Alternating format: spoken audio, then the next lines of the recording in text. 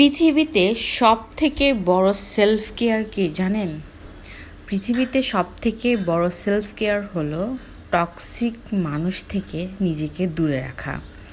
যখন আপনি মানসিকভাবে ভালো থাকবেন, তখন আপনি শারীরিকভাবেও ভালো থাকবেন। তাই ওই সমস্ত মানুষ থেকে অবশ্যই নিজেকে দূরে রাখার চেষ্টা করবেন। আর একটি কথা কি, মানুষের টাকা পয়সা ক্ষমতা সারা জীবন কিন্তু থাকে না, কিন্তু আমাদের এইগুলো নিয়েই কত অহংকার।